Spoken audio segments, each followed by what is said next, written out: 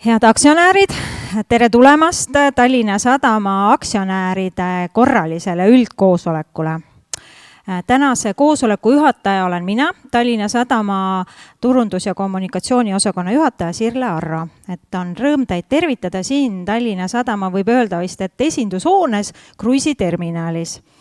Et kes veel ei tea või ei ole kuulnud, siis see hoone või see kompleks valmis meil aastal 2021 ja see on tõesti selline huvitav hoone, millel on mitu funktsiooni, et muidugi esmalt me siin võtame vastu kruiisilaevu ja teenindame kruiisireisijaid.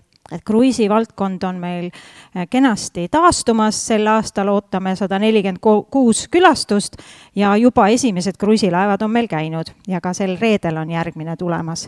Ja lisaks on siis see hea selline ruum, kus me saame ka pidada erinevaid seminare ja konverentse ja julgustame ka kas või teid või teie tuttavaid siia oma üritusi pidama tulema.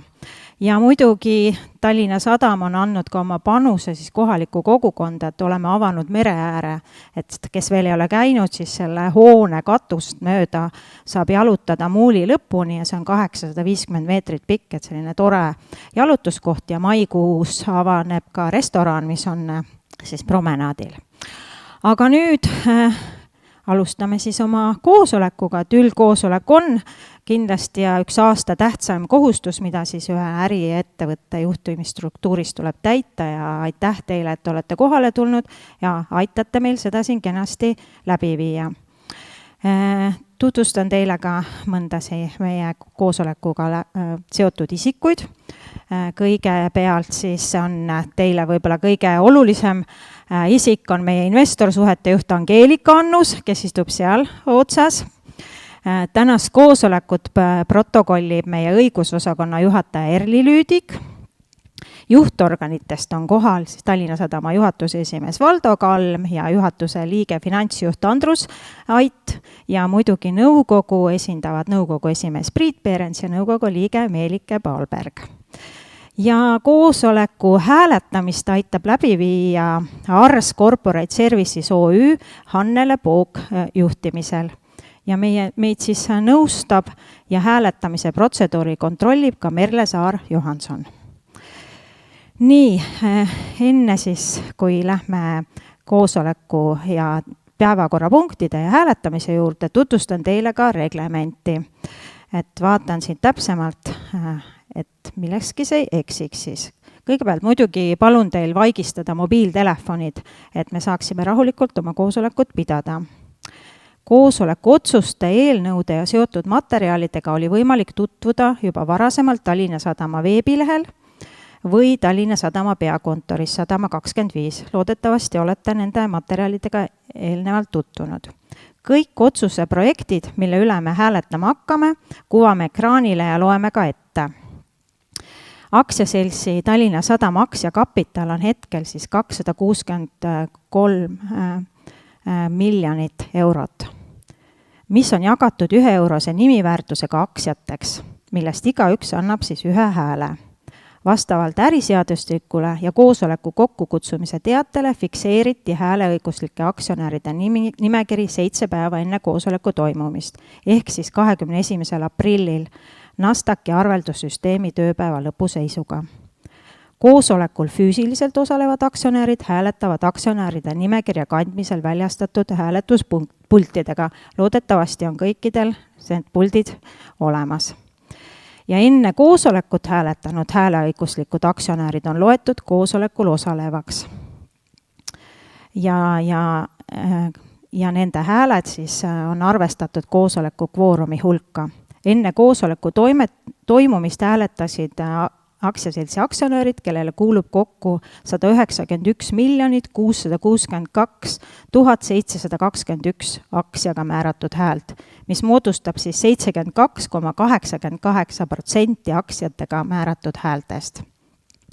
Koos siis koosolekul registreeritud häältega, mida oli 1 354 685, on siis esindatud hääled kokku 193 017 406 ja see on siis 73,39%.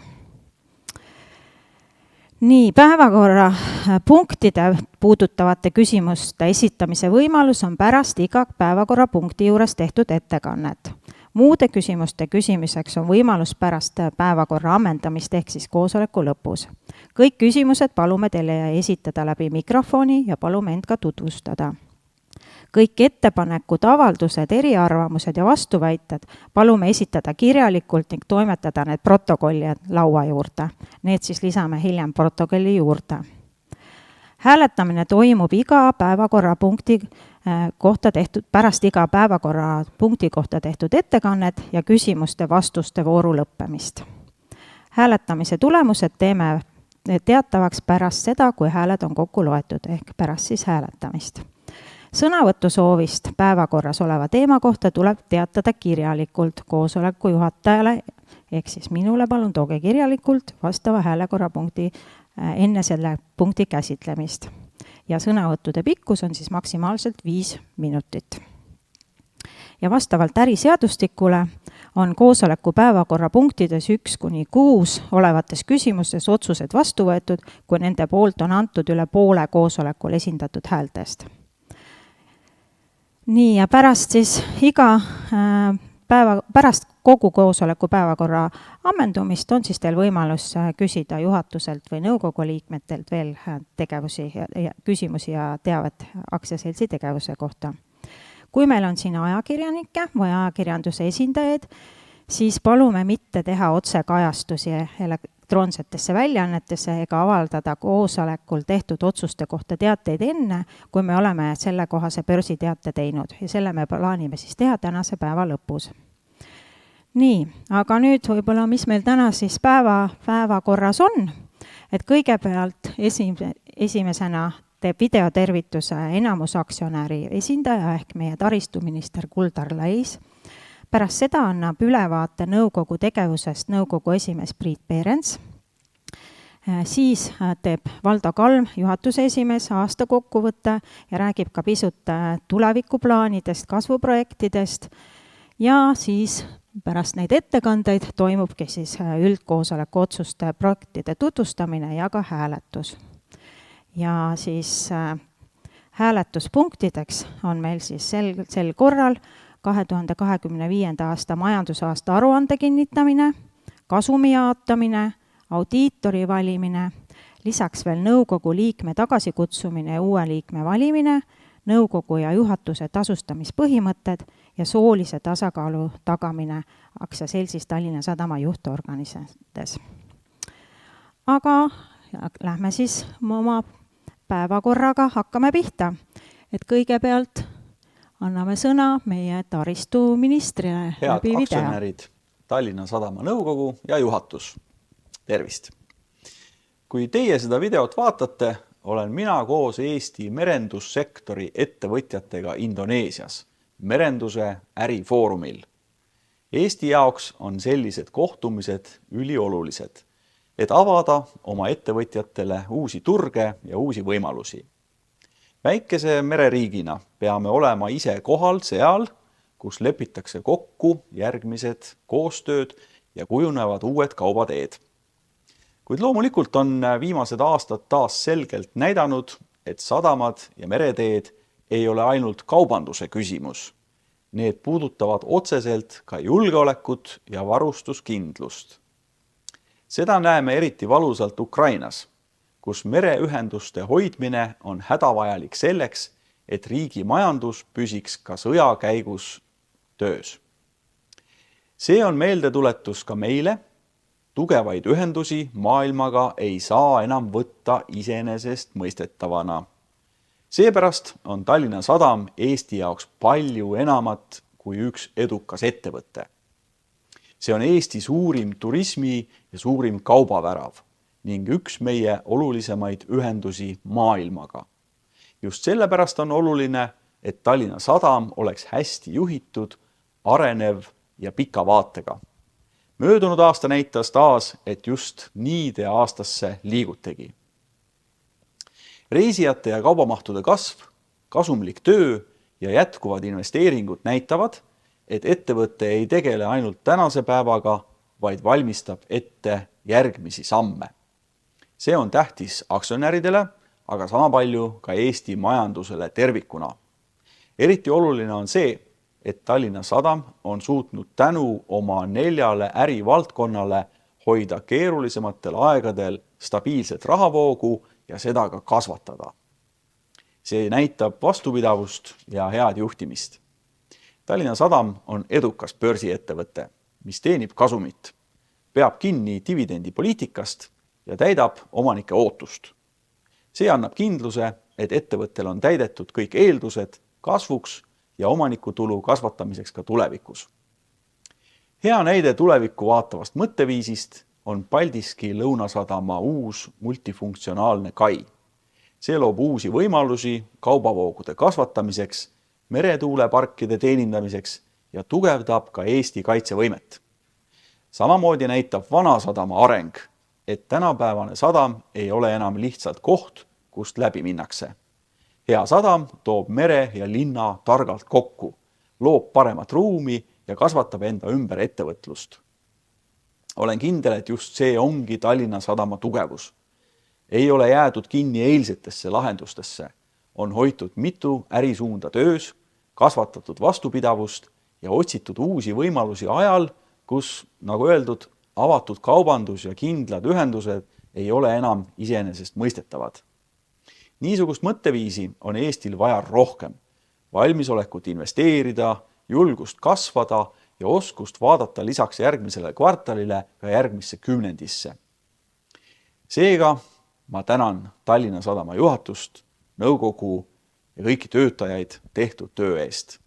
Jõudu ja kindlat kurssi järgmiste sammude tegemisel. Aitäh siis meie taristuministrile, aga nüüd mul on hea meel kutsuda lavale Tallinna Sadama nõukogu esimees Priit Peerens, kel on siis esmakordselt võimalus nõukogu esimehena teie ees seista ja ülevaadet anda meie nõukogu tegemistest. Nii, tere pärastlõunat, head aktsionärid. Pärast seda sissejuhatust on väga raske midagi lisada, sellepärast et siin oli suhteliselt lühidalt, aga väga täpselt kõik kokku võetud. Aga tõepoolest, et ma katsun anda siis ülevaate nõukogu tegevusest. Materjalid on tegelikult teile eelnevalt kättesaadavaks tehtud, selle tõttu ma ei hakka sõna-sõnalt käima läbi kogu seda presentatsiooni, küll aga loomulikult saab pärast esitada küsimusi. Nüüd kõigepealt uus nõukogu, et õigemini uued nõukogu liikmed. Eelmine aasta samal ajal te siin otsustasite valida uued nõukogu liikmed, kes on siis mina, Meelike Paalberg, Anneli Heinsoo ja Telelepp. Ja me alustasime siis 1. juulist. Tähendab, et pool nõukogu oli meil selline kogemustega nõukogu aasta jooksul ja pool nõukogu sisuliselt võib isegi öelda, et õppis natukene või tegelikult tegeleski tundma õppimisega, mis, kes, kuidas ja kuidas sadam toimetab. Nüüd põhimõtteliselt aasta jooksul toimus 8 nõukogu koosolekut, 6 auditikomitee koosolekut ja 3 tasustamiskomitee koosolekut. Võib-olla olulisem oli see, et me vaatasime üle septembrikuus senise kontserni strateegia. Me kasutame sõna uuendamine, võib-olla natuke julge sõna, me vaatasime üle ja pigem tegelesime sellise fine-tunimisega, et meil oli küsimusi, kuna loomulikult uued liikmed ei olnud senise strateegia väljatöötamisel osalenud ja küsimuste käigus siis, ma ei tea, kas selgus tõde, aga jah, me tegelesime natuke sellise fine-tunimisega. Hindasime juhatuse seatud eesmärkide täitmist, seadsime järgmiseks aastaks eesmärgid. Vastavalt regulatsioonile peame me kinnitama ka suuremaid ja väiksemaid kommertsotsuseid, et see on iga nõukogu päevakorras regulaarne osa nõukogu tööst. Samamoodi investeerimisotsused ja siseaudit samamoodi ju põhimõtteliselt raporteerib nõukogule, et siis siseauditi ühelt poolt kinnitasime tööplaani ja teiselt poolt saime siseauditi raporti ja omasime mingit arvamust selle kohta. Ja mis on kõigi investorite jaoks väga oluline investorsuhte tegevuskava, et seda me tõesti vaatasime üle ja sellega me ilmselt tegeleme ka tuleval aastal. Nüüd oluline osa nõukogu sellisest aastast rutiinist on nõukogu tegevuse enesehindamine. See kõlab nagu, et kuidas ma nüüd vaatan peeglisse ja arvan, et ma olen väga tore ja ilus ja osav. Aga põhimõtteliselt see on selline, tänapäeva maailmas see ei ole uus, et enamik sellist institutsioone ja inimesi, et korra aastas tegelevad enesehindamisega ja siis võimalused valideerivad seda ka natuke väljapoole, kas väljaspool partnerite hinnang on samasugune kui minu enda hinnang on. Põhimõtteliselt nõukogu, nagu te näete, oli suhteliselt võib-olla õigem öelda endaga rahulolev, mis kõlab natukene halvasti, aga põhimõtteliselt tõesti meie töö meie enda hinnangul on olnud nii professionaalne, kui me oleme osanud olla. Me oleme tõesti, ma võin kinnitada, et need nõukogu koosolekud, kus mina olen osalenud, on nõukogu liikmed kõik ette valmistanud päris hästi. On olnud väga pikad koosolekud tihti peale, kus on väga palju sisulisi küsimusi esitatud, arutatud. Ja julgen ka väita, et meil on juhatusega väga hea koostöö, me saame alati vastused ja tõepoolest usaldus on ja ka vastutus on paigas. Lisaks, arutelukultuur on meil avatud, et ei ole sellist, et keegi jätab midagi ütlemata ja pärast helistab ja küsib, et kuule, miks me nii tegime või miks me naa tegime. Ja keegi siiski ei ole veatu, et ja võib-olla ongi see osalt selle tõttu, et meil on palju uusi liikmeid või oli palju uusi liikmeid eelmisel aastal. See, et me võib-olla natuke oleme keskendunud liiga lühiajalistele eesmärkidele ja peaks vaatama ikkagi rohkem pikaajalisi strateegilisi eesmärke ja tegelema rohkem tulevikku suunatud tegevustega, mis annab sellist pikaajalist väärtust ettevõttele. Ja see on see, kuhu me ise jõudsime oma arutelu käigus. Nüüd hästi lühidalt ka võib-olla nõukogu arusaam või arvamus ettevõttest ja ettevõtte põhifookustest. Tegelikult minister juba võttis tegelikult selle väga hästi kokku, aga meie põhiline strateegia, ma ei tahaks isegi öelda mitte nurgakivi, aga alussammas on see, et me tahame olla uuendusmeelseim, Läänemere uuendusmeelseim sadam, innovatsiooni rikas või innovatsiooni siis arendades või lähtudes oma tegevuses igal pool innovatsioonist ja samamoodi sõltumata erinevatest tuultest, mis puhuvad maailmas, jätkata ikkagi keskkonnasõbralikku arengut on vist õige öelda. Loomulikult omaniku ootused, dividendi lubadused tuleb täita, nendele vastata ja töötame siis sõltumata keerulisest rahvusvahelisest olukorrast ikkagi ärimahtude taastamise nimel, et midagi ei ole teha, et geopoliitiline olukord on oma jälje jätnud meie tegevuse mahtudele.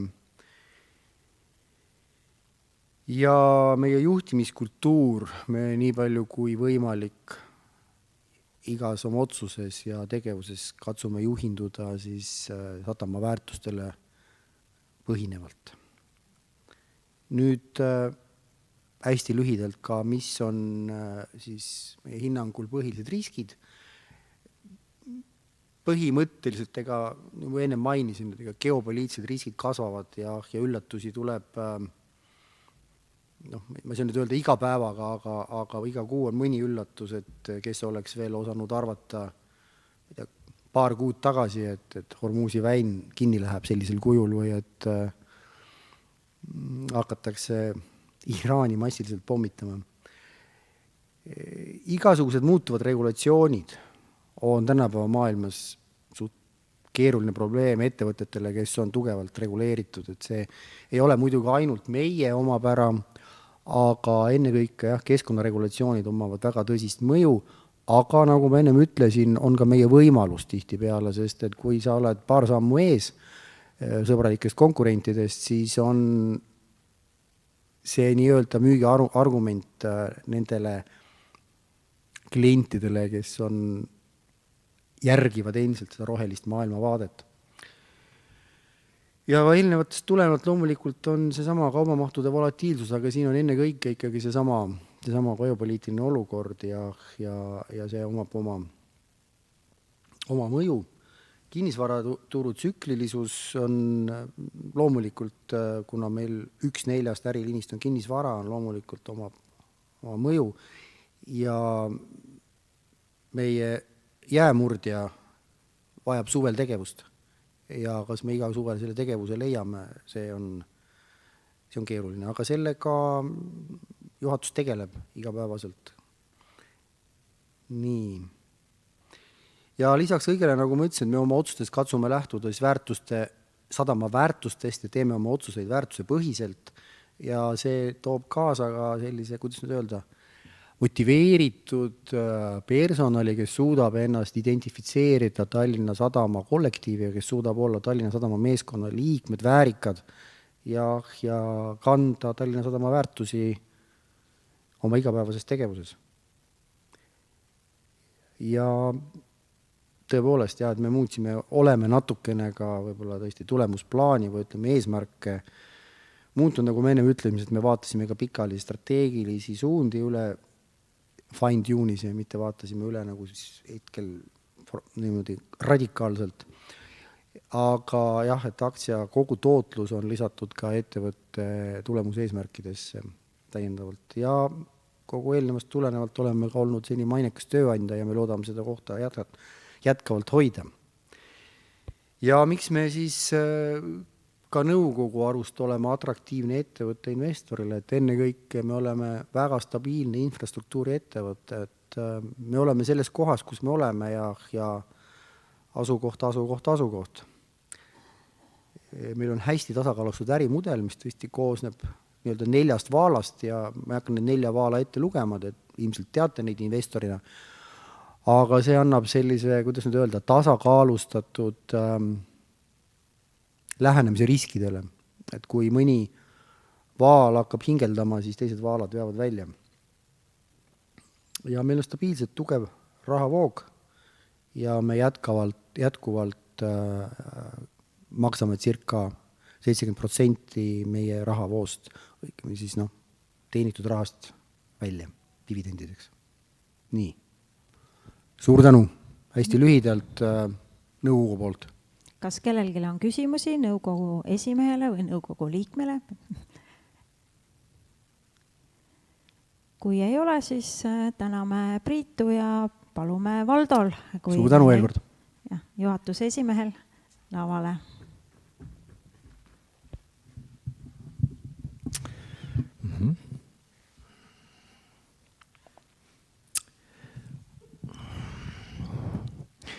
Lugupeetud aktsionärid, tere pärastlõunat.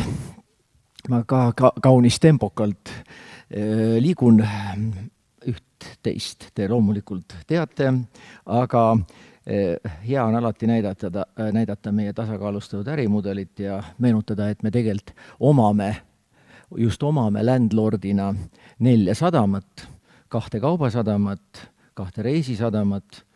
Need on nüüd 2 meie põhiärivaldkonda ja siis on meil reisiparv laevandus ja muude all me käsitleme siis Botnica tulemust ja ka meie sidusettevõtted Green Marine. Me oleme alati teinud ülevaate segmentide lõikes, mis siis toimus eelmine aasta, aga ma räägin siia juurde ka kohe seda kasvuvõimalusi. Et see on ju alati tähtis, et mis toob tulevik. See ei ole lihtne prognoosida tänasel päeval. Geopoliitika on niivõrd keeruline, aga siin on nagu alati ka võimalusi ja seda me proovime ära kasutada. Eelmine aasta tegelikult oli kaubaärile hea. Me suutsime kasvada 5%.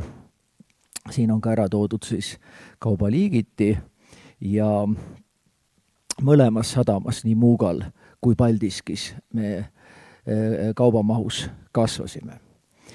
väga oluline objekt sai valmis, ehk suur investeering sisuliselt lõpetatud, Paldiski uus kai, 350 meetrit pikk, 10 hektarit uut Eestimaad, väga suure kandevõimega töö, aga mis veel rõõmsam, me oleme selle kai juba töösse võtnud. Ehk me tegelikult täna, see on multifunktsionaalne kai, väga mitmeteks töödeks, aga ta on mõeldud siis kõigepealt maa- ja meretuuleparkide teenindamiseks ja me praegu teenindame sealt Läti maatuuleparki. Ja siin on siis juba, te näete, päris suur laev detailidega. See lähebki siis Lätti, meie sadama tagala on praegu neid detaile täis, osaga sellest kaist, nii et kai on töös ja ametlik avamine mai keskel. Selle kaiga me teenindame tegelikult ka Kaitseväge, me oleme alati NATO-t teenindada, aga nüüd seal on erilised kandevõimed, väga võimas ramp ja tänu sellele me saime ka military fondist 20 miljonit, kokku oli investeering 70 miljonit. Ja on hea meel tõdeda, et kai on töös ja meil on vaja teda veel ja veel rakendada, sest et tema võimekus on suur. Hea on tõdeda, et ka meie olemasolevad terminalid arenevad. Antud juhul siis on tegemist Muuga sadama terminalidega, PK terminal, tubli puistlasti terminal, eestlaste omatud, investeerib praegu täiendavasse laokompleksi ja käitleb väga erinevaid puistlasti ja antud kasvuprojekt on siis mõeldud rohkem väetise jaoks. Panamir plaanib ehitada vedelšokolaaditehase Muugale meile. Plaan on see aasta investeerida 10 miljonit. Taaskord olemasoleva terminali ala edasiarendus. Ja MGT ala on siis endine söeala, mille me MGT on meie teravilja terminal, mis on siis samamoodi haaranud ligi 70% Eesti teravilja ekspordist käib tegelikult läbi Muuga sadama.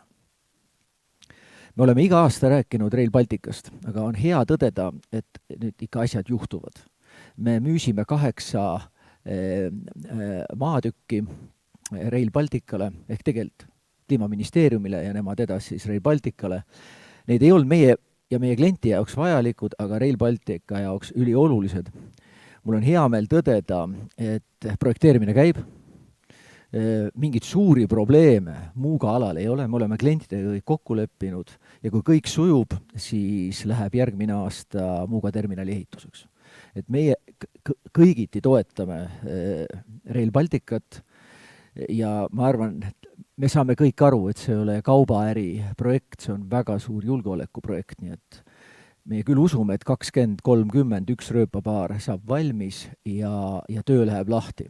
Meil on ootused suured, sest meil ta annab võimalused teenindada just nimelt Soome ja Rootsi eksporti, tõsta mitmeid kaupu autodelt rongile ja teenindada mitte ainult Kesk-Euroopat, vaid ka Vahemere äärde jõuda. Teenindada tulevikus ka Ukrainat, sest Rail Balticast on projekteeritud ka ots Odessasse. Nii et ta annab meile väga suured kaubavood, me usume kuskil 4 miljonist tonnist käib jutt, kui see kõik on toimumas. Mõnes mõttes nii kinnisvaraäri kui ka meie põhiäri toetavad tööstuspargid, mis siis Paldiski Lõunasadama tagalas on ligi 40 hektarit, aga siis suurem park on Muugal ja seal on veel meil jätkuvalt siis vabu maa-alasi ja sinna me teeme pidevat müügitööd, et otsida sinna kas siis tootja, loomulikult just tootja, kes vähemalt ühes õlas veab oma kas tooret või kaupa laevaga. Meil ei ole mõtet sinna tavalist laohoonet ehitada ja ka Paldiskis täpselt samad läbirääkimised käivad ja seal meil vaba maad on juba päris vähe, sest just tuuleparkide komponentide tootjad on väga huvitatud Paldiski tööstuspargist. lihtsalt näidata üks konkreetne asi, kuna me saime vanad söeterminali ala pankrotipesast edukalt tagasi. Investeerida midagi ei ole vaja, pikk kai liin on valmis ja maad on seal kohas, kus on see märge, on 20 hektarit, nii et proovime nüüd mai alguses välja kuulutada tõeliselt rahvusvahelise konkursi, et meelitada siia siis suurtootjaid. Me oleme fokusseerinud 4 tööstusarvule, üks on näiteks ka kaitsetööstus, sadamalal võib kõike välja arvatud laskemoona toota ja on siis ka muud ettevõtlusliidud. Meil on eraldi suund on võetud Skandinaaviale, aga läbirääkimised käivad ka Saksamaal. Nii et tahame sellise korraliku rahvusvahelise konkursi käima panna, sest meie jaoks oleks see suurepärane, sest meil investeerida midagi vaja ei ole. See plats on valmis ja kaid on valmis. Neid kaisi muidugi me kasutame ka muudeks vedudeks. Selle aasta kaubafookusprojektidesse kindlasti tuleb märkida uue koridori leping. Meil on täna rohkem nüüd reisijate vaatest, aga kauba vaatest allkirjastatud Helsingi sadamaga ja Stockholmi sadamaga koridori leping, aga nüüd siis mai 25. kuupäeval me sõidame delegatsiooniga, mida siis juhib minister Leis, Hamburgisse ja Lübeckisse ja soovime alla kirjutada ka nendega kaubakoridori lepingu, et motiveerida kaubavahetust. Ma arvan, see on ka just nii nagu peaaktsionär ministri näol siin esile tõi, et see on väga oluline Eesti jaoks, et teenindada paremini ka Eesti eksportööre. Meil on 20, kui me loeme kokku kõik ro- ja konteinerliinid, siis neid on 20 meie sadamates, see on päris suur number. Aga me peame neid veel arendama ja kuna meil on ju tegelikult kaid valmis, investeeringud tehtud, siis ka mahtu võiks kasvatada, nii et me loodame sellest Saksa koridorist küllaltki palju. Ja alati on üks uus laevaliin teretulnud, sest taaskord kai on olemas ja kui meil õnnestub uus laevaliin meelitada, nii nagu meil õnnestus see eelmine aasta, siis see oleks suurepärane. Ma ei peatuks täna pikemalt taastuvenergeetika terminaidel, aga need projektid on edasi liikunud. Üks konkreetne on bio-LNG terminal Muugal, mille ehitus läheb see aasta lahti. Neil on ehitusluba olemas. Ja teine konkreetsem projekt on Paldiskis, see on siis roheammoniaagi ja rohemetanooli tootmise tehas, aga see on väga mahukas projekt ja nemad on siis broneerinud meil täna maa, aga nad ehitust ei ole veel alustanud. Me väga loodame, et see projekt sünnib, ehk tulevikustrateegia mõttes sadamad on üha rohkem taastuv energeetika keskused, kus toodetakse ja ladustatakse taastuv energeetikat ja kus saab ka laevu punkerdada. Reisisadamate segment. Eelmine aasta loeme siiski küllalt heaks, sest toimus kasv. See tuli siis Tallinn-Helsingi liinilt ja kruisist oli väga tugev reisijate kasv, kuna külastasid meid suured laevad ja ka laev oli rohkem kui eelmine aasta. Stockholmi liin vähenes, sellega me tegeleme väga tõsiselt. Ma näitan kohe slaidi, kus me ka samamoodi läbi koridorilepingu proovime seda motiveerida, aga see ei sõltu loomulikult mitte ainult sadamast, vaid sõltub ka operaatorist. Ja kruis tegi väga eduka hooaja, eriti siis talvisel hooajal oli november, detsember 7 laeva siis rohkem kui üle-eelmine aasta.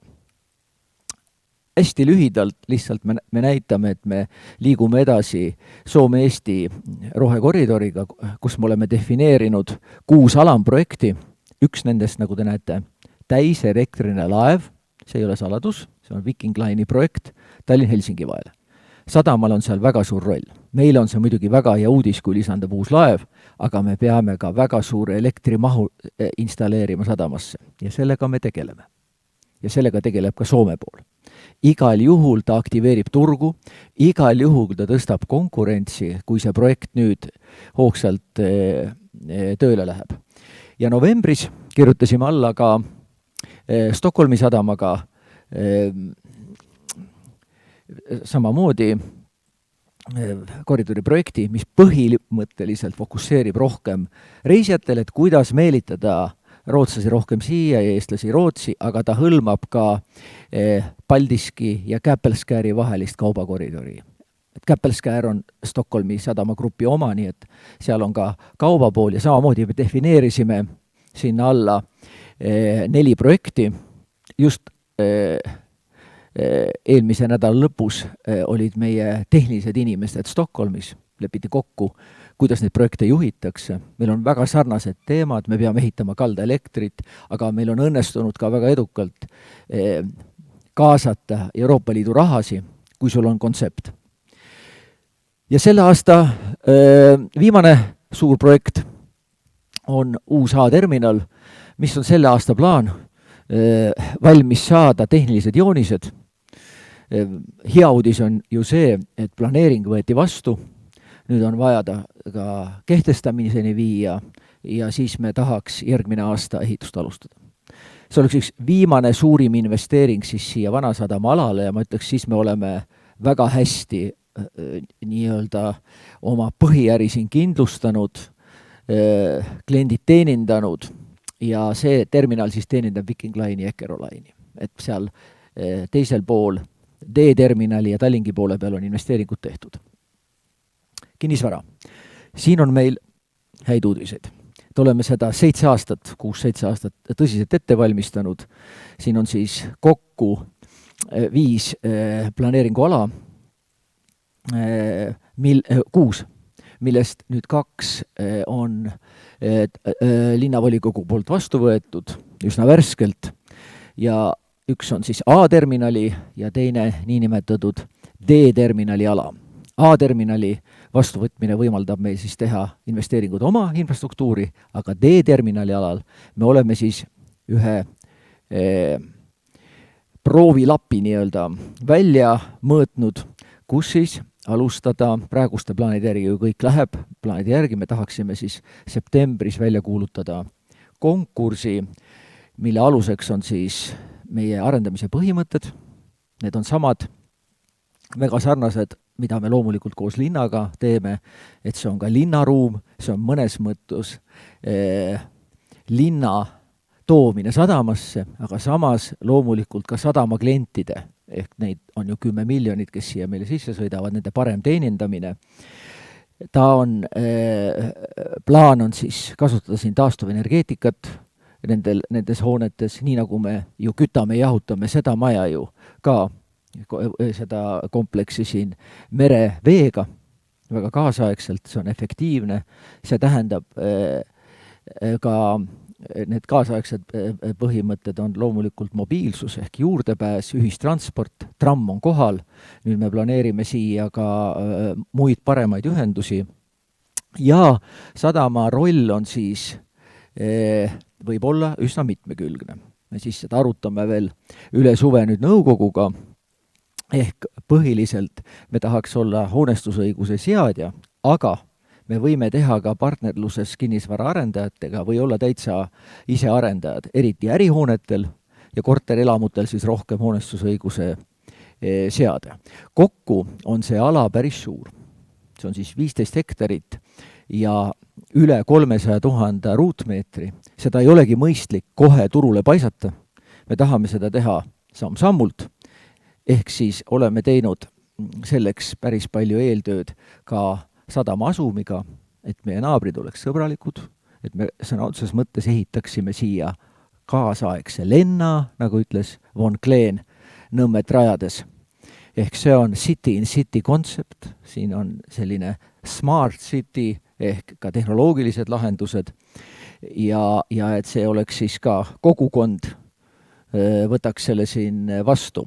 Kogukond ei olegi nii väike, see on Narva maantest kuni siia linnahalli taha, et me töötame ka kogukonnaga ja olema siis välja pakkumas esimest konkursi ala, kui te siin ära tunnete, see on Reidi tee ääres D-terminali ja Reidi tee vahel on meil siis üks kinnistu, kuhu mahub 3 hoonet ja plaan on siis, kui kõik nüüd sujub, meil on linnaga vaja ju planeering veel kehtestada, siis me tahaks konkursi välja kuulutada ja kutsuda siia siis investorid.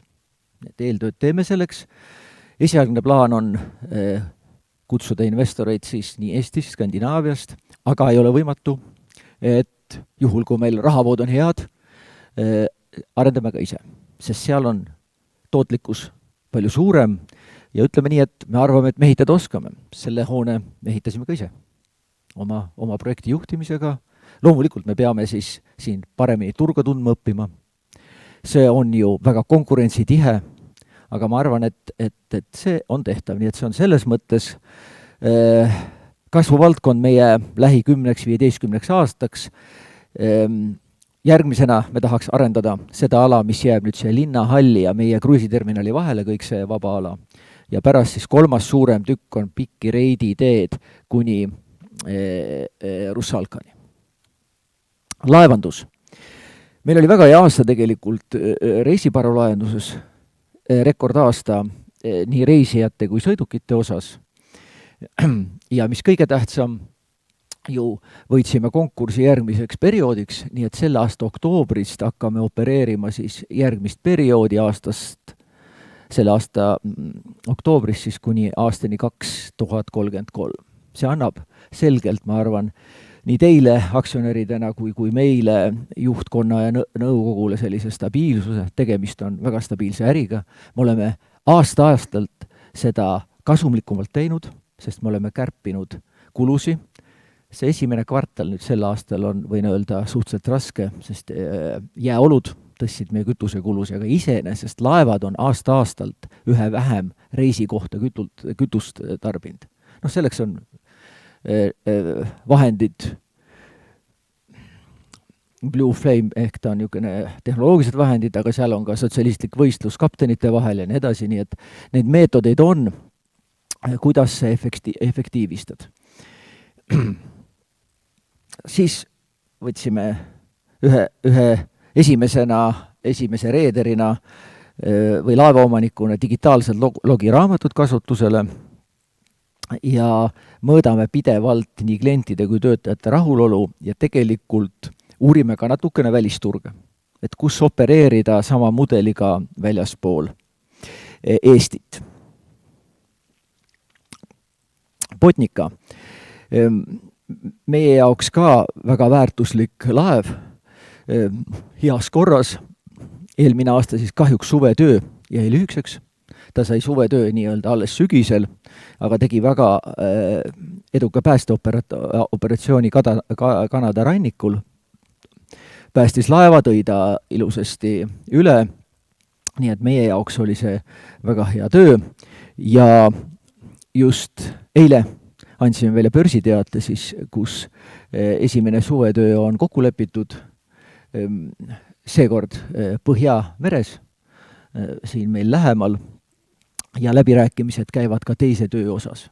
Et esimene töö on allkirjastatud ühe Rootsi firmaga, need on tuukritööd ja ei vaja niisuguseid lisakulusi, meie jaoks väga hea töö ja Botnica jaoks just sobib, sest Botnical on kõik vahendid selleks olemas, et seda edukalt sooritada. Me oleme aastat 2 rääkinud ka võimalusest investeerida uude laeva. See mõte ei ole meil sugugi laualt maas, aga ütleme ausalt, väga ebastabiilne olukord kogu taastuvenergeetikas on pannud meid mõtlema, tihe konkurents ka loomulikult, et kas selline investeering tasub ennast ära, nii et me üle suve rehkendame seda äriplaani ja mingit otsust selle kohta ei ole tehtud ja vaatame, kus me oma otsustamisega oleme sügisel. Iseenesest see turg on lai, see laev on mõeldud veel multifunktsionaalsem oleks kui Botnica, mis võiks teha ka elektrikaabli parandustöid, valgusoptika paigaldamist, nagu te näete, Läänemeres juhtub palju, aga üha rohkem energeetikat ja valgusoptikat on vaja merepõhja panna, nii et nagu siin on ka täiesti uued turud avanemas. Nüüd on küsimus, kas õnnestub nii funktsionaalne laev ehitada või tellida ja mida turuolukord lubab. Igatahes see kasvuprojekt on meil jätkuvalt laua peal ja me analüüsime seda. Aga mõned saavutused veel eelmisest aastast. Meie tubli sidusettevõte käivitas ehitusjäätmete sorteerimistehase Maardus. Tegemist on tehasega ja tänaseks ta töötab väga edukalt. Sinna tuleb siis kõik meie suuremad ehitusettevõtted ja kinnisvaraarendajad on meie kliendid. Sinna tuuakse siis autokoormatega ehitusjäätmeid, valatakse sellisesse suurde pütti ja sealt tuleb 8 eri fraktsiooni välja. 8, millest osa me siis saame müüa, uuesti rahaks teha, nii et tegemist on tõeliselt ringmajandusega ja selle eest siis pälvist ka aasta ringmajanduse edendaja tiitli meie Green Marine. Nii et tehas töötab ja mille üle mul hea meel, üleeile oli meil just üleeile, see tähendab reedel oli meil Green Marine'i nõukogu, et nende käibest, Tallinna Sadama käive on ainult 30%, nad on väga hästi toonud väliskäivet oma ärisse, nii et on ka tütarettevõttena tublid. Meil õnnestus ka võrgutasusi muuta, teatavasti me oleme võrguteenuse pakkuja oma sadamates ja see ei ole sugugi lihtne regulaatoriga ehk Konkurentsiametiga rääkida läbi need hinnad ja oma klientidega ja see oli meil edukas, meil õnnestus võita 500 000. Tõestades, et meil on kulud, see peab olema kõik kulupõhine, nii et loeme seda ka selliks, see oli päris pikk projekt, aga see õnnestus meil eelmine aasta. Ja võib-olla ära tuua olles uuendusmeelne ettevõtte esimese Eesti elektroonilise või digitaalse ehitusloa saime siis oma Trahvo alajaamale. See on siis, kui te vaatate, päris suur maja, aga me hakkame seda rajama siis siia kruiisiterminali lähedale ja see on selleks, et varustada siis kruiisilaevu elektrienergiaga ja ühtlasi ka varustada siis seda tuleviku Soome-Eesti elektrilaev. Me räägime väga suurest võimsusest, see on 60 mega ja õnneks on meil liitumine Eleringiga olemas, et see võimsus on olemas. Helsingi sadamas näiteks sellist võimsust ei ole, Stockholmi sadamas ka ei ole. Nii et tegelikult on meil see võimsus ja loomulikult me müüme seda elektrit. Ja aastast 2030 kõik kruiisilaevad peavad kaldeelektrisse lülitama ja ostma seda elektrit. Nii et meil praegu käib siis projekteerimine ja ehitus läheb selle aasta teises pooles lahti. Ja siis meil õnnestus sellele samale kaldeelektri ühendusele saada ka kaasrahastust. Et see on väga suur abi, et kui te vaatate 40 miljoni investeering ja sellest õnnestus meil siiski 30% saada Euroopa rahastusest. Veel pikem vaade on loomulikult haridus ja koostöö ülikoolidega. Me oleme seda teinud, ma arvan, see on iga suurema ettevõtte, ka väiksema ettevõtte kohustus. Ehk Mereakadeemiaga on selline ideede kiirendi Mariehäkk, mille eelmise aasta teemaks oli siis laevade ümberehitus. EKA tegi meil väga olulise töö, kuidas hajutada reisijaid, kes siis saabuvad siia meie sadamasse, eriti siis kruiisireisijaid. Ja Tallinna ülikooliga olid siis meil siis liikuvuslahendused. Me arutame ka veel pikemaid selliseid perspektiive ja võime öelda täna lihtsalt ühe märksõna, aga me ei ole seda veel korralikult tootestanud, on siis sadama kaughaldus. Ehk virtuaalne sadama pidamine väljaspool Eestit. See on teenuspõhine, seal ei ole suuri investeeringuid, sa ei investeeri kaisse, vaid investeerid serveritesse ja viid nagu teenuse, oma digitaalsed teenused Eestist välja. Siin me loodame ka teha koostööd ülikoolidega, aga see nõuab nüüd rohkem veel tootestamist, aga see on samuti, kui seda õnnestub hästi teha, väga kasumlik äri tulevikuks. Aitäh tähelepanu eest ja nõus küsimustele vastama. Kas kellelgi on? Jah, üks moment, kohe toon teile mikrofoni. Palume siis tutvustada ka. Jah, olen Villu Pahvelt, aktsionär. Ma ei tea, siin vist ei kosta. Kostab? On isegi kindlam. Ei, mikrofoniga on parem. Jah, eestlasele meeldib ennast võrrelda naabritega. Nii, et kas te teate, kuidas läheb meie naabritel, Läti ja Leedu sadamatel, mis meil on nendest õppida, kas heast või halvast? Et kuidas me selles osas ennast nagu siis positsioneerime? Aitäh! Aitäh, väga hea küsimus. Iga kvartal me tegelikult teeme konkurentsianalüüsi ja seda teeme nii kaubaäris kui reisijate äris. Ja õnneks siin seltskonnas vist Rootsis ei ole, aga me oleme nüüd Stockholmi sadamast möödunud. Enne oli alati esimene oli Helsingi, me räägin reisijate arvust. Teine Stockholm, kolmas meie. Täna oleme Helsingi järel teised, ma räägin siis Läänemerest. Kus me ennast mõõdame, me näeme neid numbreid päris täpselt. Nii et oleme tõusnud teisele positsioonile. Kaubaäris on olukord keerulisem, seal on ligi 30 sadamat, kellega me võistleme. Ja meie suurimad konkurendid ongi tegelikult Läti sadamad, Leedu, aga natuke ka Soome. Ja seal me oleme suht stabiilselt 6-7 koht selle 30 sadama seas. Ehk võiks öelda, et aastaga väga muutust ei ole, kui küsida seda dünaamikat. Aga jälgime seda ja jälgime ka kaubaliikide, lastiliikide lõikes. Nii et meil on päris hea ülevaade nii-öelda kvartaalselt. Oli see piisav vastus? Mul oli nagu see mõte, et mis suunad on, et kas meilt on, mis on nende nagu sellised positiivsed asjad või negatiivsed, et millest on nagu Tallinna sadamal õppida, et kui seal on hästi lühidalt kui? Jah, võib-olla kaubaäris on Klaipeda sadam väga hästi arendanud oma nii-öelda tagalat tööstusparki ja seal on ka ajalooliselt väga kõva laevatööstus, tõdavasti BLRT tütarettevõte on seal. Hea näide.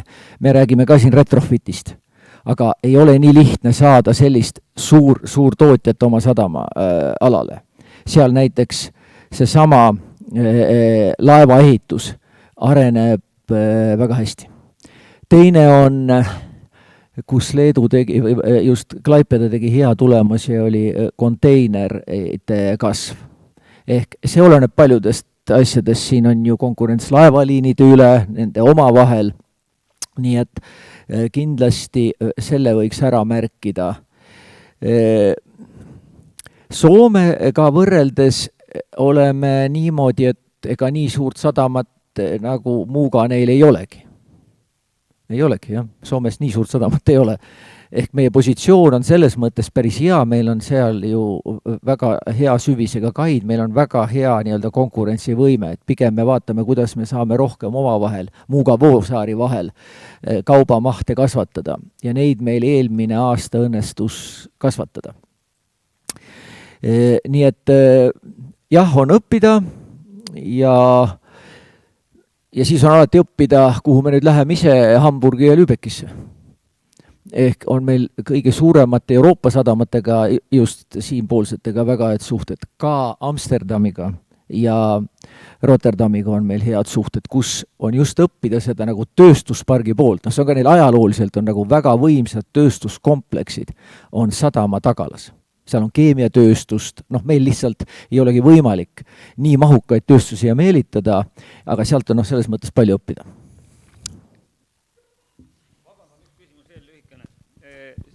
Küsimus tuleneb sellest slaidist, mis ma nägin seal ja seal oli sadama osas oli kirjutatud uus kultuuriobjekt mere ääres.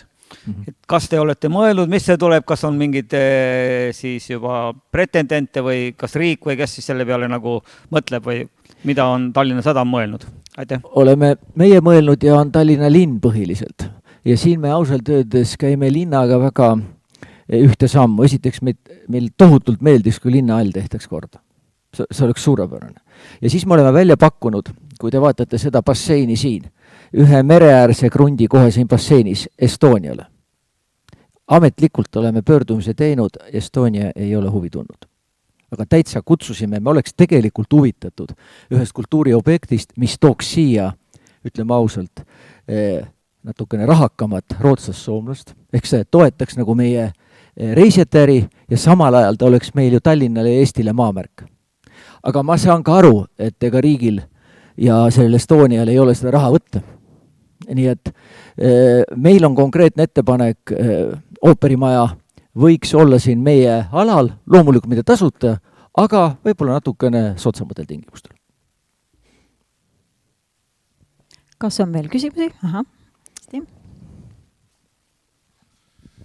Suur tänu väga inspireeriva ettekande eest, et siin on tõesti palju mõtteid, mida kõike teha, aga minul tekkis küsimus selle elektrilaevaga. Et see elektriteema on täna nii ja naa, eks. Ja teine oluline aspekt oli see, et te hakkate juba ehitama alajaama, kui ma aru sain. 60 megavatti võimsust, Soomel, Rootsil ei ole isegi seda võimsust veel tagatud. Et kas me ette ei rutta natukene, et kui me selle alajaama valmis ehitame, see on ju tegemist meeletute kuludega, tulevikus ma saan aru, saaks Tallinna Sadam hakata ise elektritootjaks ja sealt raha teenima, millal ükskord see elektrilaev siia tuleb, vaevalt, et ta sõidab Soome ja tagasi ühe akuga, et eeldatavasti peaks teda seal laadima, et võib-olla saate natukene täpsustada, et võib-olla siin on kuskil vähk mingi muu kivi all peidus, et saate juba täna hakata sealt elektrit püüma, et muidu tundub nagu niisugune natuke imelik investeering, aitäh! Aitäh! Ja küsimus, tõepoolest, meil on seal ikka ka äriplaan taga ja ma võib-olla ei rõhutanud, et 2030 peavad kõik kruiisilaevad elektrisse lülitama. Nad peavad, kui nad ei lülitu, peavad trahve maksma. Ehk meil on lausa kohustus. Seda esiteks. Ehk tegelikult seal ongi need rehkendused taga, me ei tee kõigile kaidele alguses kohe, see oleks liiga kallis. Me lähemegi samm-sammult ja teeme 2 kaile, kruisikaile ja siis teeme elektrilaevale ja Soome pool, Helsingi sadam, on samamoodi öelnud, et tema oma võimsuse tagab selleks 30. aastaks. Ega see laev enne 30. valmis ei saa. Nii et aastaks 2030 on see mõeldud. Ja see meie oma alajaam siia, selle ehitus põhimõtteliselt võtab aega pluss Eleringi võrguühenduse ehitus. Ehk see kõik on planeeritud või ajastatud sinna aastasse 2030 ja siis me loodame kohe, õieti need käibed tulevad peale. Praegune kogemus, kuna kolleegid olid just Stockholmis, seal on siis ühes kais on juba kruisilaevadele kaldelekter ja 50% juba kruisilaevadest täna kasutab seda ja maksab selle eest. Nii et meil on selle äriplaan taga ja ütleme ausalt, kuna me saime ka toetuse ja ka siis on ta tasuvus, ütleme nii, et nagu infras, ta on pikem, aga ta on äratasuv projekt. Teil oli veel küsimus? Anton Birukov, et ma tahtsin küsida, et see kinnisvara arendus, et kas on mingid prognoosid ka, kuidas kasumit ja rahavooga tulevikus hakkab mõjutama, et kui palju võiks suureneda ja palju raha laekuks nendest projektidest, pikemas perspektiivis siis sadamale? Jah, me enam-vähem oleme seda indikeerinud, kuna kui me räägime kogu mahust, aga me läheme ju siin samm-sammult. Ja väga sõltub ju sellest, et kas me läheme hoonestusõigusega, siis nii-öelda on üks aruande vaade või me läheme siis ise arendama ja müüme nii-öelda lausa pindasi otse maha, eks ole, et sellest nüüd sõltub väga palju, millise kasumlikkuse tee me valime. Ehk selleks, et üldse sellest turust paremini aru saada, me just teemegi esimese katse ja siin me ei räägi väga suurtest rahasummadest. Jutt on siin siis meie mõjust kasumisse mõned 100 000. Kui me läheme arendama ise ja võtame mahtu juurde, siis me räägime märkimisväärselt suurematest summadest ehk miljonitest.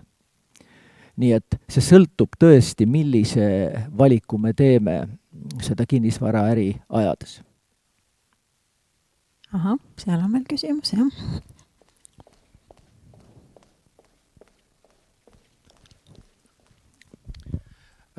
Artjom Sarajev on minu nimi, olen väike aktsionär.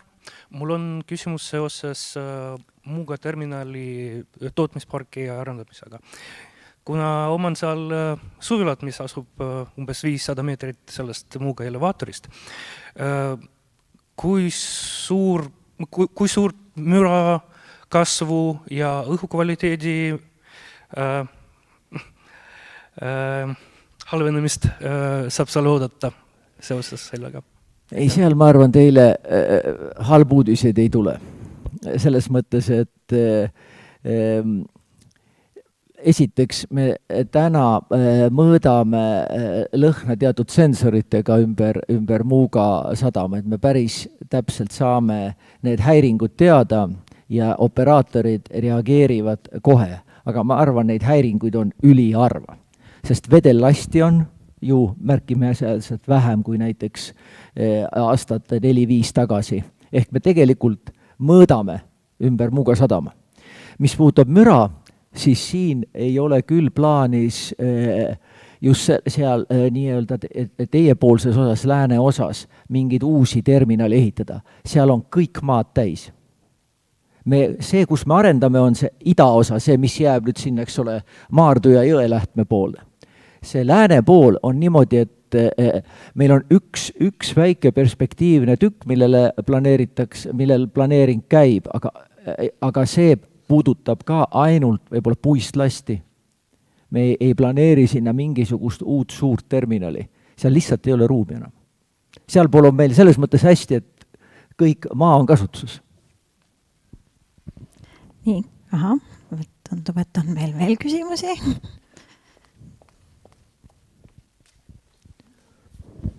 Aleksander Pajuri, väike aktsionär. Suurepärased perspektiivid, mis teil on, aga millegipärast börs ei taha kuidagi seda toetada. On olnud perioode, kus börsi aktsiahind on olnud üle 2 euro ja siis need perspektiivid ei olnud kaugeltki sellised. Et mille taha see nüüd on jäänud, et me tammume seal 1,30 juures ja allapool sedagi?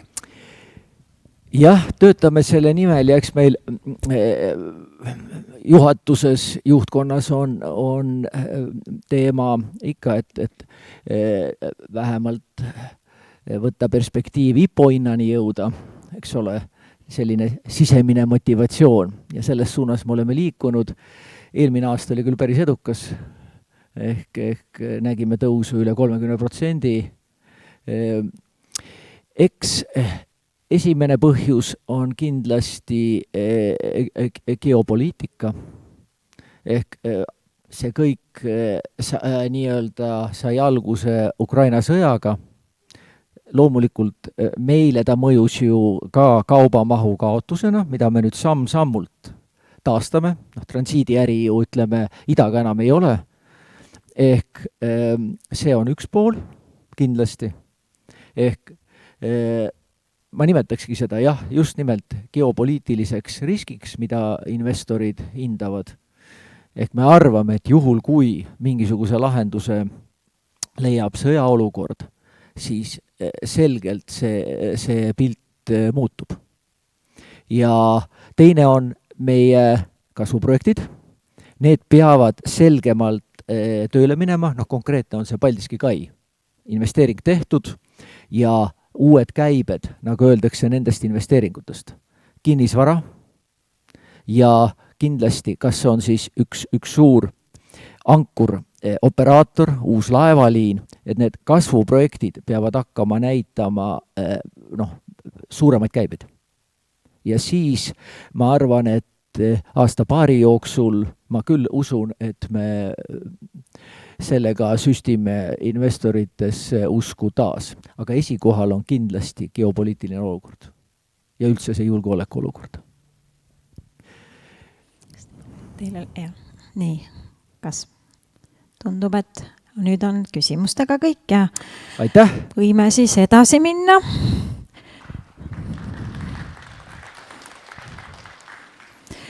Et nüüd lähmegi juba konkreetsemalt tänase koosoleku päevakorrapunktide juurde, millega kaasneb ka hääletamine, et kõigepealt siis meie juhatuse liige finantsjuht Andrus Ait tutvustab meie finantstulemusi ja ka dividendi ettepanekut. Jah, tere ka minu poolt, loodetavasti on kuulda. Andrus Ait, siis minu nimi, rõõm on teid näha, tervitada siin meie aktsionäride üldkoosolekul ja mina siis omalt poolt teen ülevaate finantstulemustest 2025 aastal, seejärel dividendi ettepanekust ja siis omakorda ka audiitori valikust. Need on siis kõik päevakorrapunktid, nagu Sirle mainis, mille järel siis iga järel toimub ka hääletus. Aga majandustulemustest siis liikuma minnes alustuseks ülevaade meie tulemuste aluseks olevatest mahtudest. Reisijate mahud siis eelmisel aastal suutsime kasvatada reisijate arvu 1% võrra. Suurim toetus reisijate arvu kasvule tuli siis meie põhiliinilt, mis on siis Tallinn-Helsingi numbrilises mõistes nüüd protsentuaalselt väga suure panuse andis juurde ka kruiisituristide arvu kasv, kus siis oli rohkem kruiisilaevu teenindasime ja see tõesti toetas ka reisijate arvu. Nüüd langus toimus Stockholmi liinil ja seal on ka konkreetne põhjus. 2024 suveperioodil 3 kuul oli nii-öelda 2 laeva graafik, mis siis tähendas, et väljumine igal päeval.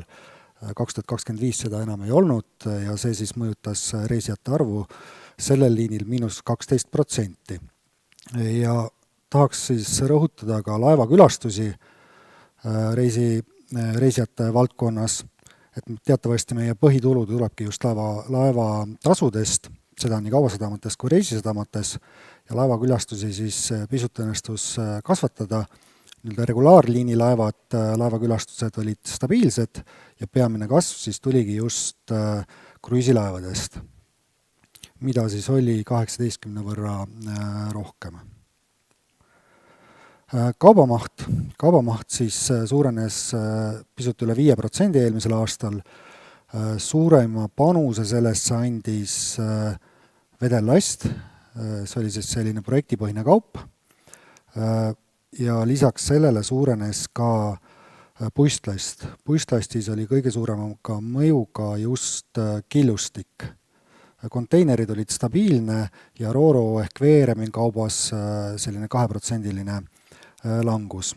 Aga kokkuvõttes siis 5% kasv ja laevakülastused kaubalaevade osas pisut vähenesid, aga mida saab välja tuua on see, et just tankerid ja konteinerlaevad, mis meid külastasid, olid suuremad. Ja siis tasuarvestus käib meil siis laeva nii-öelda suuruse alusel, et etteruttavalt saan öelda, et laevatasud nii reisisadamates kui kaubasadamates kasvasid. Laevandus. Kui vaadata reisiparvlaevu, siis siin mahud käisid juba eelnevatel slaididel ka läbi. Reisijate arv siin tõusis pisut üle protsendi, teenindasime 3,5% rohkem sõidukeid, ehk nii-öelda nõudlus on kasvamas. Reisijate arv pisut langes, alla protsendi oli see kahanemine, aga see siis sõltus pigem riigipoolsest tellimusest suveperioodiks lisareisidest. Aga see muutus jäi jah tõesti siin alla 1%. Ja nüüd Botnica poole pealt, seal me mõõdame siis prahipäevade arvu ja ka kasutusmäära selle alusel, et mitu protsenti päevadest laev siis kasutuses on. Tõesti eelmine aasta oli just suvine periood väljakutsete rohke, et laev oli nii-öelda tööga katmata ja sellest ka siis madalam kasutusmäär. Aga rõõm on siis tõesti tõdeda, et eile saime avaldada börsiteate selles osas, et laevale selleks aastaks suveperioodiks esimene töö on leitud ja käib tööga nii-öelda selle perioodi pikendamise osas ehk siis täiendavate tööde leidmise osas. Oleme jõudnudki majandustulemusteni. 2025 aastal siis meie Müügitulu langes pisut alla protsendi, 0,8%, ja rahalises mõõtmes siis kuskil 900 000 eurot ja siin saabki peamise mõjurina välja tuua Botnica prahtimise. Et kogu langus tuli sealt. Mis on hea, on see, et teised tululiigid ja tegevusvaldkonnad panustasid müügitulusse kasvavalt. Suurenesid laevatasud, suurenesid reisijatasud, kaubatasud ja ka renditulud. Et ühtpidi on siin taga siis indekseerimine ja nii-öelda tasude ülevaatamine ja teisalt ka mahtude muutus. Korrigeeritud EBITDA osas siis toimus kasv 6,4%, tasemele 56,5 miljonit, ehk kasv üle 3 miljoni euro, 3,4 miljonit eurot. Ja siin siis saab välja tuua selle, et kuigi Botnica tegevuses siis müügitulu vähenes, siis samas ulatuses suutsime ka kulusid vähendada. 2024 aastal teatavasti olid meil üks intsident laeval, mis siis nõudis erakordseid remondikulusid, siis 2025 aastal meil seda enam ei olnud. Ka muud kulud Botnica osas suutsime kokku tõmmata nii, et nii-öelda kulud vähenesid pea samas ulatuses kui tulud ja see siis panustas EBITDA nii-öelda stabiilseks jäämisel. Lisaks põhitegevusest teatavad kululiigid õnnestus vähendada ja meil olid ka 2025 aastal ühekordsed positiivsed mõjud meie EBITDA-le. Üheks oli siis juba läbi käinud maamüük Muuga sadamas, Rail Baltica kaubajaama arenduseks. Meil õnnestus saada varem lootusetuks hinnatud nõudeid klientidele, õnnestus sealt teatavad laekumisi saada, mis positiivselt mõjutas ja samamoodi saime siis juba mainitud selle Botnica remonttööst, mis 24 aastal sai tehtud, selle eest siis kindlustushüvitise. Et need ka samamoodi ühekordsete mõjudena panustasid EBITDA suurenemisse. Korrigeeritud EBITDA marginaal siis jõudsime tasemeni 48%, aasta varem oli see 44%, et me oleme siin varasemalt enne sellist koroonapandeemiat, kui reisijate arv vähenes ja siis Ukraina sõja algust, et see oli kuskil seal 50% juures, et me oleme öelnud, et sinna me tahaksime jõuda ja eelmisel aastal siis saame öelda, et suure sammu sinna suunas astusime. Päris 50% mitte, kuid siiski päris suur kasv. Ärikasumiks kujunes siis 32,7 miljonit eurot, kasv absoluutnumbrites siis sama suur kui EBITDA tasemel. Tulumaksu maksime 5,4 miljonit eurot, mis on siis üle 2 miljoni enam kui aasta varem. Siin taga on siis, see on seotud siis dividendide tulumaksuga. Dividende ise maksime samas summas, mis aasta varasemalt, küll siin taga siis saab välja tuua maksumuudatused, teatavasti kadus ära siis soodusmaksumäär regulaarselt makstavatele dividendidele. Ja sellest siis vastav mõju. Perioodi puhaskasumiks kujunes siis 22,5 miljonit eurot ja saab siis välja tuua, et finantskulud vähenesid peamiselt seotuna Euribori langusest, aga ka meie täiendavat laenu me ei võtnud, laenu kohustuste maht samuti vähenes. Ja eelmisel aastal siis investeerisime 33,2 miljonit eurot, aasta varem oli see pea 39 miljonit, 2024 oli see periood, kus siis Paldiski multifunktsionaalse kai ehituses siis olidki suuremad tööd, et sellest see summa 24 aastal nii palju suurem, 25 aasta investeeringutes saamegi välja tuua, et sellest 25 miljonit sai siis Paldiski kai ehitusse pandud ja kai sai siis ehitustööd, saidki valmis eelmise aasta lõpus, kai sai kasutusloa selle aasta veebruari viimastel päevadel.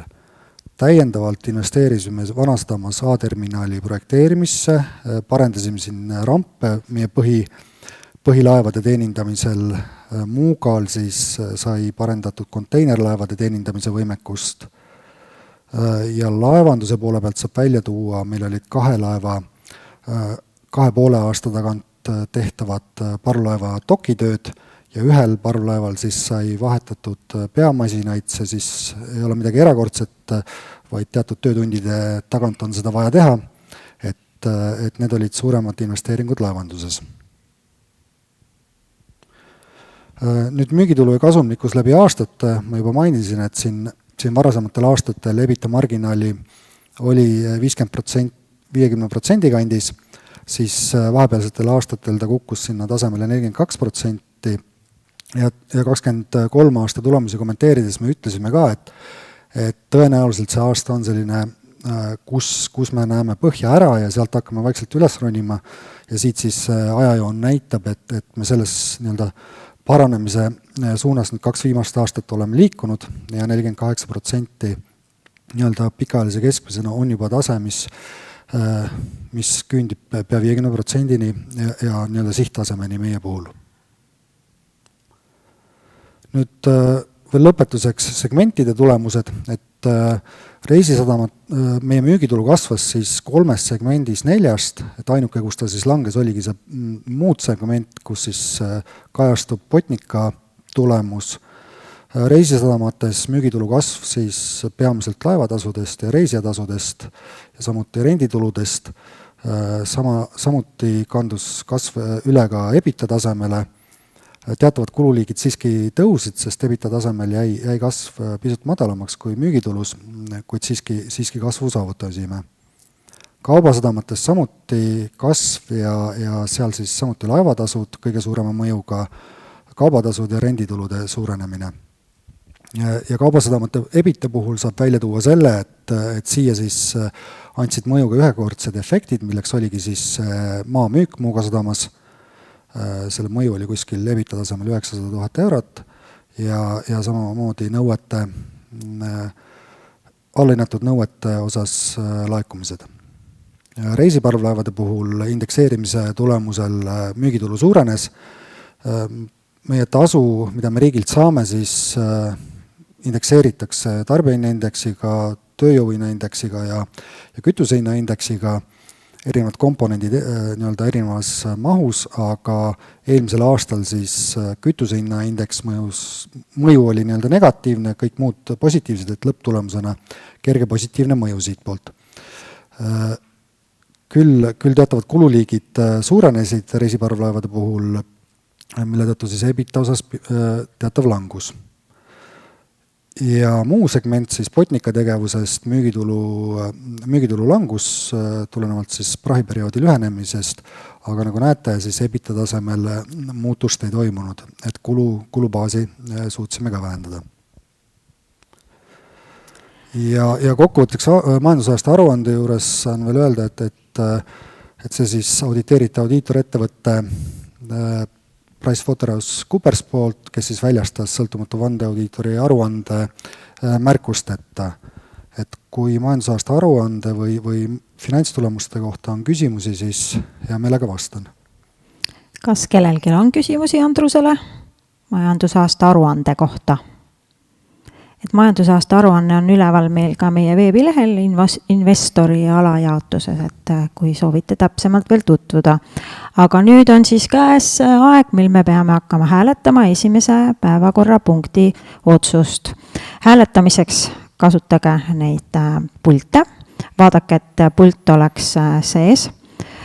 Siin on numbriklahvid 1, 2, 3. Ja iga siis hääletusvooru puhul peate siis valima. Kui olete poolt, siis valige number 1, ja siin on kergelt ka rohelisega märgitud. Kui olete vastu, siis number 2, ja kui olete erapooletud, siis number 3. Ja piisab vaid selle klahvi vajutamisest, et peale siis klahvi vajutus tuleb ette tekst sending ja hääl on jõudnud kohale, kui on tulnud received. Et saate siis seni kaua muuta veel oma otsust või hääletada, kuni siis hääletus kestab. Aga palungi siis nüüd, palun hääletada ettepanekut, kinnitada aktsiaseltsi Tallinna Sadam 2025. aasta majandusaasta aruanne üldkoosolekule esitatud kujul.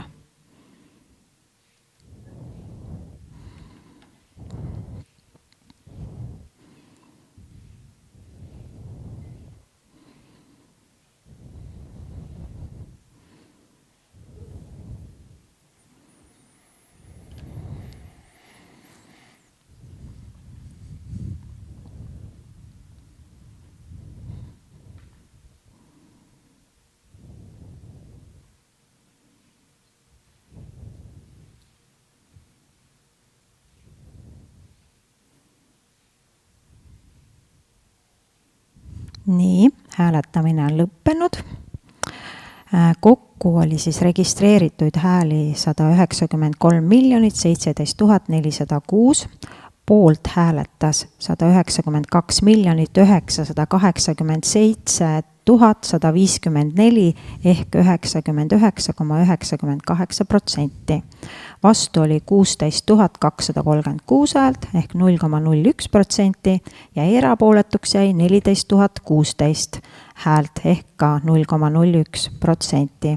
Kuna selle otsuse vastuvõtmiseks peab poolt hääletama üle poole koosolekul aktsiatega esindatud häältest, on päevakorrapunktis 1 olev koosoleku otsus vastu võetud. Aitäh teile! Lähme siis edasi teise punktiga. Jah, oleme jõudnud dividendi ettepanekuni. Tallinna Sadama dividendipoliitika näeb siis ette, et aastast 2021 makstakse vähemalt 70% eelneva aasta kasumist dividendidena. Ja juuresolevalt graafikult siis on näha, et Tallinna Sadam on oma lubadust täitnud ja eelnevatel aastatel seda ka ületanud.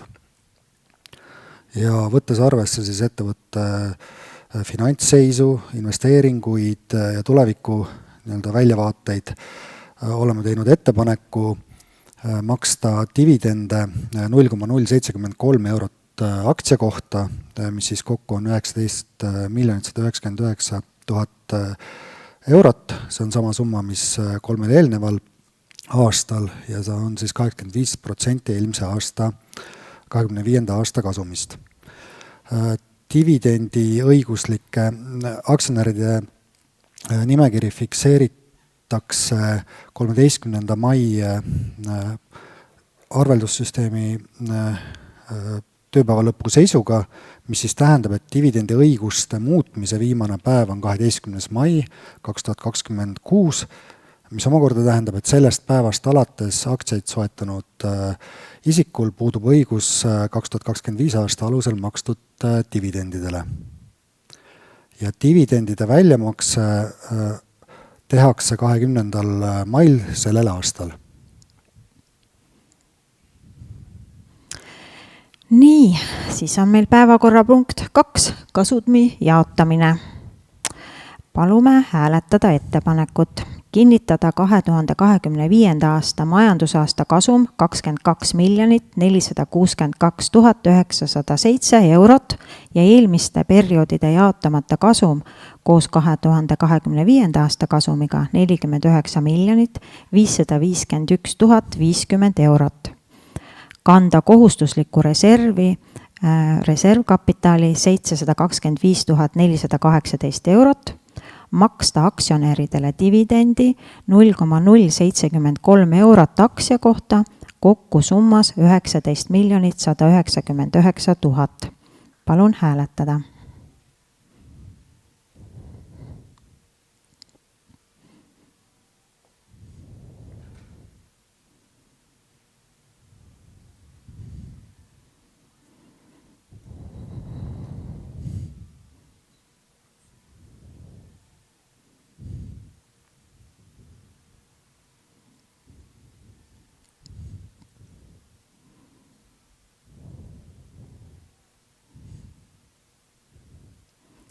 Nii, hääletamine on lõppenud. Selle siis punkti poolt hääletas 193 8251 häält ehk 99,995%. Vastu oli 1340 häält ehk 0,001% ja erapooletud 7815 häält ehk siis see jääb väga väike summa, isegi ei tule protsent. 0,000%.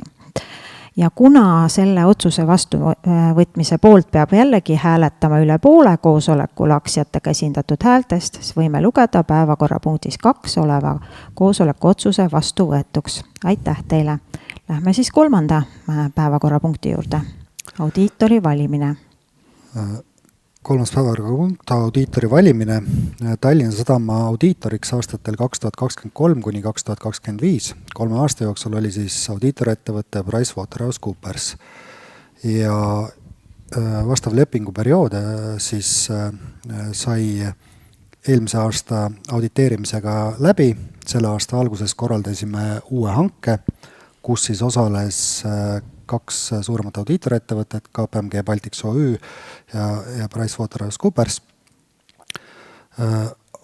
Hange sai korraldatud siis 3 järgneva majandusaasta aruannete auditeerimiseks ja hanke võitjaks osutus siis KPMG Baltics OÜ. Et taustana nii palju veel, et Tallinna Sadamal on KPMG Baltics OÜ-ga varasem koostöökogemus, et eelneval perioodil siis 22 ja sealt varasemalt oli pikki aastaid just KPMG Baltics OÜ Tallinna Sadama audiitoriks. Ka senine audiitor koostöö oli väga, väga hea, ma eeldan mõlemapoolselt, aga just hanke tulemuse põhjal siis osutus võitjaks KPMG Baltics. Kas selle päevakorrapunkti kohta on küsimusi? Tundub, et ei ole, et aitäh, Andrus, et palun siis jällegi hääletada ettepanekut. Nimetada aktsiaseltsi Tallinna Sadam 2026., 2027. ja 2028. majandusaastate audiitorkontrolli läbiviijaks audiitorühing KPMG Baltics OÜ ning maksta talle tasu vastavalt riigihankes number 298970 esitatud pakkumusele.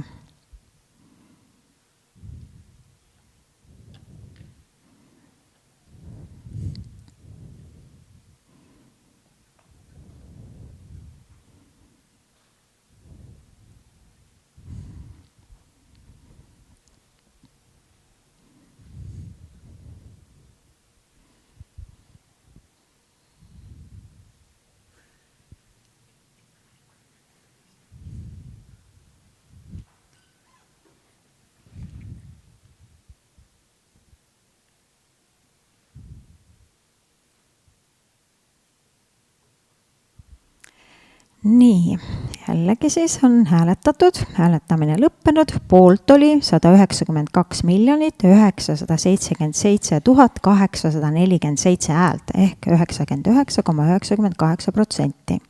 Vastu oli 16 236 häält ehk 0,01% ja erapooletuid 23 323 häält ehk 0,01%. Ka selle punkti puhul kehtib sama tõdemus, et kui nimetatud otsuse vastuvõtmiseks on üle poole koosolekul aktsiatega esindatud häältest, siis päevakorrapunktis 3 olev koosoleku otsus on vastu võetud. Aitäh teile! Nüüd järgmise päevakorrapunkti ehk päevakorrapunkt number 4, nõukogu liikme tagasikutsumine ja valimine, palun jällegi tutvustuseks meie nõukogu esimehe Priit Peerensi.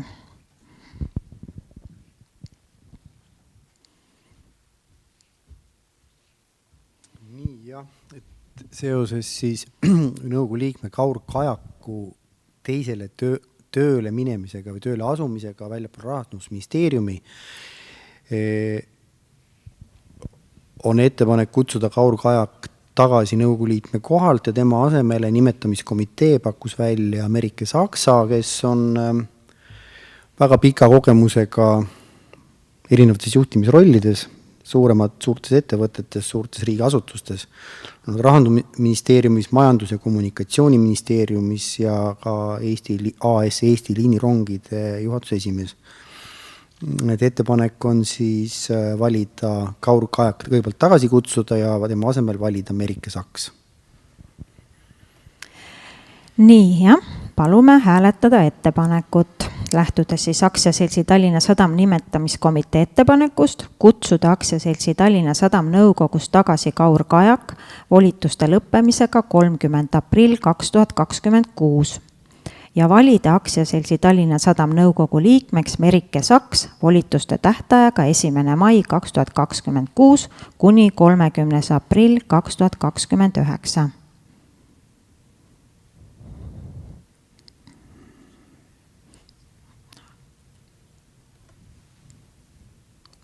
Kuvan otsuse projekti ka siia ette, et saate oma silme ees jälgida.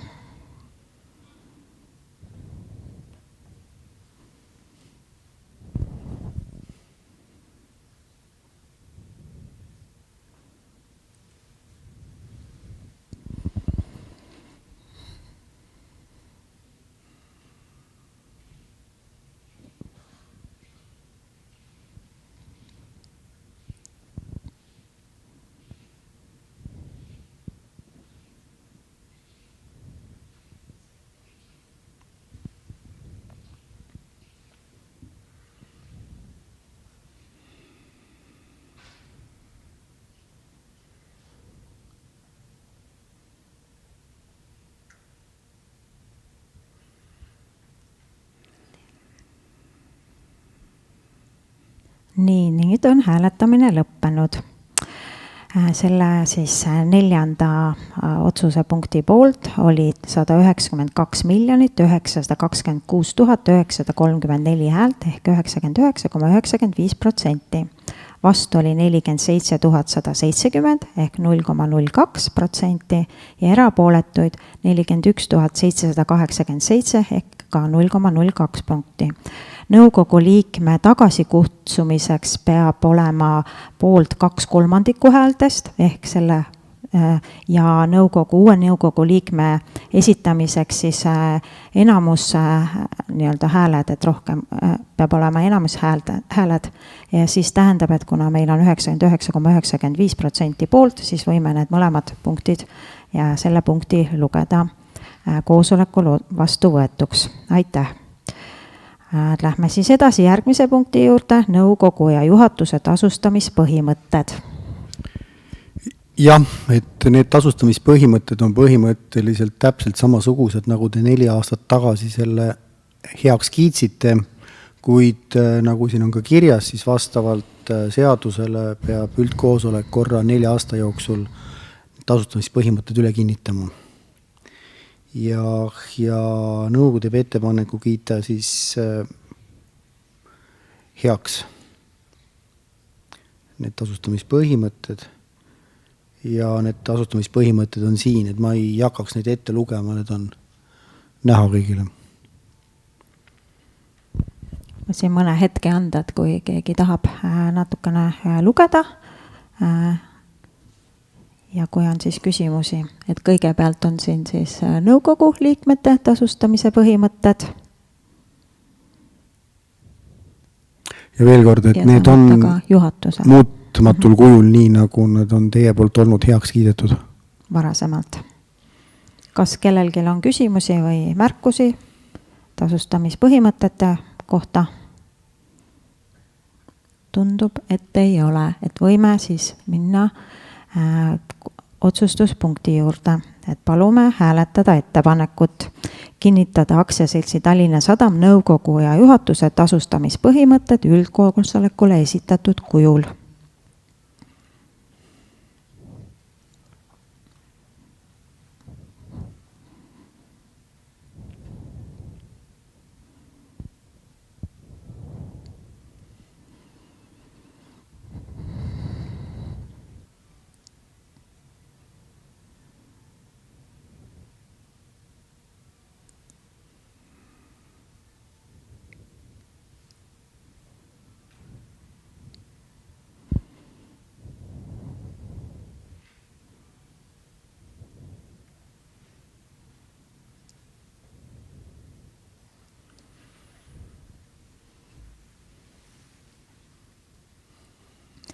Hääletus on lõppenud.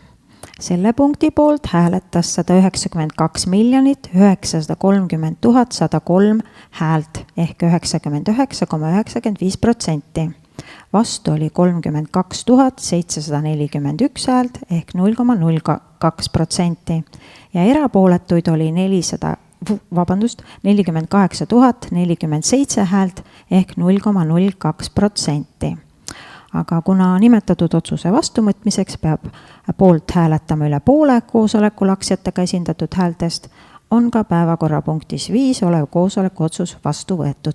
Aitäh teile! Ja liigume siis viimase punkti juurde, milleks on soolise tasakaalu tagamine aktsiaselts Tallinna Sadam juhtorganites. Äkki läks tagasi. Oi, vabandust. Jah. Et põhimõtteliselt vastavalt uuele väärtpaberituru seadusele või selle muudatusele peab börsiettevõtte reguleerima ka oma juhtorganite soolist tasakaalu. Ja põhimõtteliselt peaks emitenti üldkoosolek seadma ühe järgmistest eesmärkidest. Kas siis, ehk teisest öeldes, et siin ei ole nagu, see eesmärk võib olla ambitsioonikam, aga ta ilmselt ei või olla nõrgem, et siin väga palju valida selle koha pealt ei ole. Et nõukogus on alaesindatud soost, siin ei ole juttu sellest kummast soost, vaid alaesindatud soost liikmete osakaal vähemalt 40%. Hetkel on meil see 43%. juhatuses ja nõukogus on alaesindatud soost liikmete osakaal kokku vähemalt 33%. Hetkel on meil 27%, pärast Kauri lahkumist nõukogust on see 30%, kuid kui me siin arutasime, siis pärast Ameerika-Saksa valimist tõuseb see 36%-le, mis tähendab, et tegelikult me täidaksime siis sellel hetkel tegelikult ka mõlemat eesmärki. Aga lisaks on meil ettepanek, et meil oleks ka eesmärk, et järgmise 5 aasta jooksul selleks, et viia vastavusse soolise tasakaalu eesmärk, oleks juhatuses alaesindatud soost liikmete osakaal vähemalt 20%, ehk siis hetkel meil on 5 juhatuse liiget, et üks neist võiks olla siis alaesindatud soo esindaja. Ma teen väikse paranduse, et meil on hetkel 4 liiget juhatuses. 4, vabandust. Aga võimalus on, põhikirja järgi on 5 liiget. Aga siis, kas kellelgi on küsimusi selle punkti kohta, kogu esimehele või? Ehk mõte oli selles, et üks liige peaks olema. Kui ei ole, siis asume ka viimase päevakorrapunkti hääletamise juurde. Palun siis hääletada.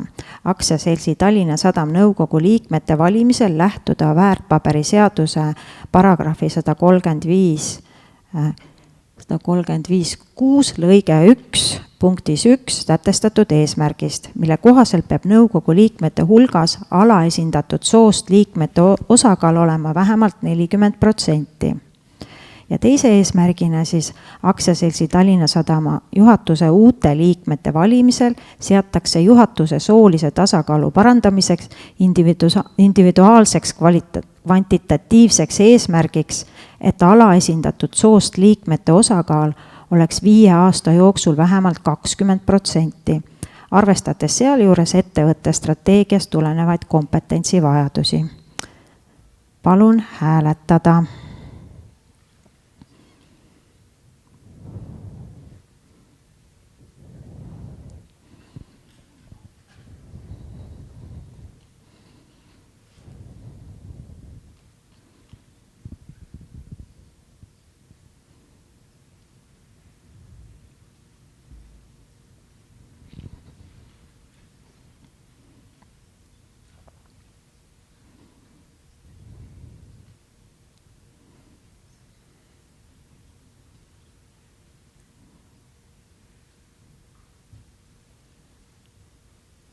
Aitäh teile, hääletamine on lõppenud. Selle eesmärgi poolt oli siis 192 765 037 häält ehk 99,87%.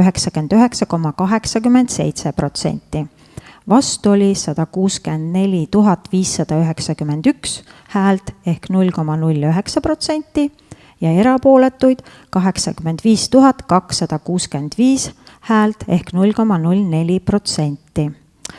Aga ka selle otsuse poolt peab hääletama üle poole koosolekul aktsiatega esindatud häältest, mis on kenasti täidetud, nii et päevakorrapunktis 6 olev koosoleku otsus on aktsionäride poolt vastu võetud. Aitäh teile, et tänase koosoleku otsused koos hääletustulemustega edastatakse siis aktsionäridele ka börsiteatega ja need saavad olema ka kättesaadavad siis meie veebilehel. Samuti tänase koosoleku videosalvestus nii eesti keeles, kui sellele tuleb ka sünkroontõlge inglisekeelne. Selle me avaldame ka hiljem oma veebilehel ja YouTube'i kanalis. Ja loomulikult loodame teiega jällegi kohtuda siis järgmisel üldkoosolekul.